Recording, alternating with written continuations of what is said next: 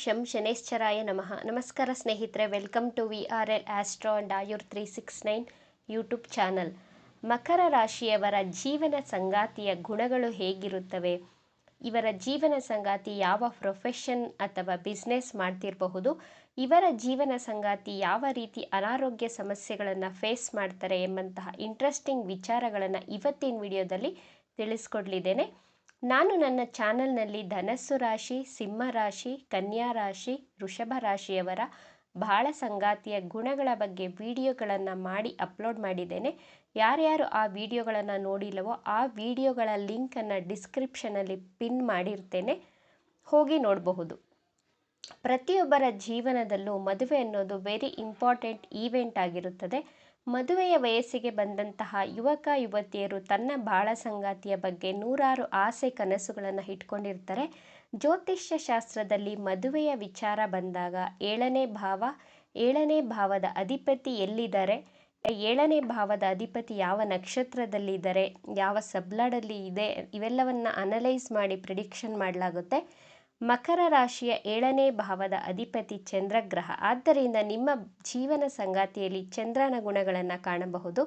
ಮಕರ ರಾಶಿಯವರ ಜೀವನ ಸಂಗಾತಿಯ ಮುಖ ದುಂಡಾಗಿರುತ್ತೆ, ಅಂದರೆ ರೌಂಡ್ ಆಗಿರುತ್ತೆ ಫೇಸು.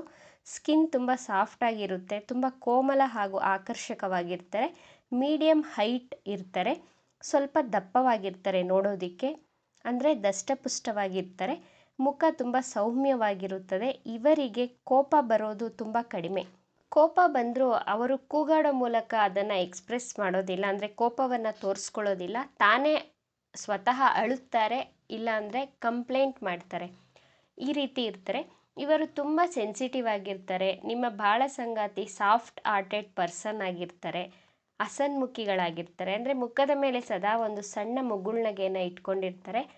ತುಂಬ ಸೌಮ್ಯವಾಗಿ ಕಾಣಿಸ್ತಾರೆ ನೋಡೋದಕ್ಕೆ. ನಿಮ್ಮ ಬಾಳ ಸಂಗಾತಿ ತುಂಬ ಕೇರಿಂಗ್ ನೇಚರ್ ಉಳ್ಳವರು, ಎಲ್ಲರನ್ನ ಕೇರ್ ಮಾಡ್ತಾರೆ.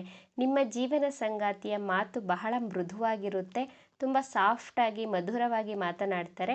ಮಕರ ರಾಶಿಯ ಜೀವನ ಸಂಗಾತಿ ತನ್ನ ಗಂಡ ಅಥವಾ ಹೆಂಡತಿಯನ್ನು ತಾಯಿಯ ರೀತಿ ಕೇರ್ ಮಾಡ್ತಾರೆ, ತಾಯಿಯ ರೀತಿ ನೋಡ್ಕೊಳ್ತಾರೆ. ಆದರೆ ಇವರು ಸ್ವಲ್ಪ ಎಮೋಷ್ನಲಿ ಇಂಬ್ಯಾಲೆನ್ಸ್ ಆಗ್ತಿರ್ತಾರೆ. ಒಂದು ಕ್ಷಣ ಇದ್ದ ಹಾಗೆ ಮತ್ತೊಂದು ಕ್ಷಣ ಇರೋದಿಲ್ಲ. ನಿಮ್ಮ ಜೀವನ ಸಂಗಾತಿಯಲ್ಲಿ ತುಂಬ ಅಡ್ಜಸ್ಟಬಲ್ ನೇಚರನ್ನು ಕಾಣಬಹುದು. ಯಾವುದೇ ಸಿಚುವೇಶನ್ನೇ ಆಗಲಿ, ಕಷ್ಟನೇ ಆಗಲಿ, ಸುಖನೇ ಆಗಲಿ ಅಡ್ಜಸ್ಟ್ ಮಾಡಿಕೊಳ್ಳುವ ಗುಣ ಇವರಲ್ಲಿ ಕಾಣಬಹುದು. ಇವರಿಗೆ ನೀರಿರುವಂತಹ ಪ್ರದೇಶಗಳು ಅಂದರೆ ತುಂಬ ಇಷ್ಟಪಡ್ತಾರೆ. ಹಿಲ್ ಸ್ಟೇಷನ್ಗೆ, ಈ ರೀತಿ ಪ್ಲೇಸಸ್ಗೆ ಟ್ರಿಪ್ ಹೋಗೋದಕ್ಕೆ ಬಹಳ ಖುಷಿ ಪಡ್ತಾರೆ. ತನ್ನ ಕುಟುಂಬದ ಧಾರ್ಮಿಕ ಸಂಪ್ರದಾಯ, ಆಚಾರ ವಿಚಾರಗಳನ್ನು ಚಾಚು ತಪ್ಪದೆ ಪಾಲಿಸುವವರಾಗಿರ್ತಾರೆ. ಮಕರ ರಾಶಿಯವರು ನಿಮ್ಮ ಪ್ರೀತಿ ಮತ್ತು ಭಾವನೆಗಳನ್ನು ಎಕ್ಸ್ಪ್ರೆಸ್ ಮಾಡೋದಿಲ್ಲ. ನೀವು ಒಳಗಡೆಯಿಂದ ತುಂಬ ಎಮೋಷ್ನಲ್ ಆಗಿರ್ತೀರ, ಆದರೆ ಅದನ್ನು ನೀವು ಹೊರಗಡೆ ಎಕ್ಸ್ಪ್ರೆಸ್ ಮಾಡೋದಿಲ್ಲ. ನಿಮ್ಮ ಲೈಫ್ ಪಾರ್ಟ್ನರ್ ತುಂಬ ರೊಮ್ಯಾಂಟಿಕ್ ಆಗಿರ್ತಾರೆ, ತುಂಬ ಇಮ್ಯಾಜಿನೇಟಿವ್ ಆಗಿರ್ತಾರೆ, ಅಂದರೆ ತುಂಬ ಕಲ್ಪನಾ ಜೀವಿಗಳಾಗಿರ್ತಾರೆ.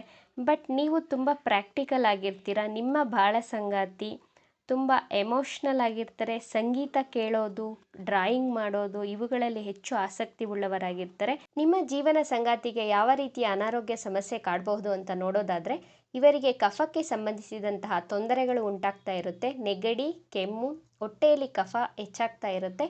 ಮಾನಸಿಕವಾಗಿ ತೊಂದರೆಗಳನ್ನು ಅನುಭವಿಸ್ತಿರ್ತಾರೆ. ತುಂಬ ಯೋಚನೆ ಮಾಡೋದು, ಹಿಸ್ಟೀರಿಯಾ, ಇನ್ಸೋಮೇನಿಯಾ, ಅಂದರೆ ರಾತ್ರಿ ಹೊತ್ತು ಸರಿಯಾಗಿ ನಿದ್ರೆ ಬರೋದಿಲ್ಲ, ಪದೇ ಪದೇ ಬಾಯಾರಿಕೆ ಸಮಸ್ಯೆ, ಈ ರೀತಿಯ ಆರೋಗ್ಯ ಸಮಸ್ಯೆಗಳನ್ನು ಫೇಸ್ ಮಾಡ್ತಿರ್ತಾರೆ.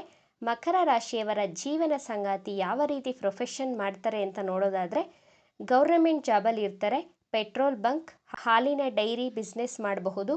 ನೀರಿಗೆ ಸಂಬಂಧಿಸಿದಂತಹ ಕೆಲಸ ಕಾರ್ಯಗಳು, ಪೇಂಟ್ ಶಾಪ್ ಇಟ್ಟಿರ್ತಾರೆ, ಆಯಿಲ್ ಶಾಪ್ ಬಿಸ್ನೆಸ್ ಮಾಡಬಹುದು.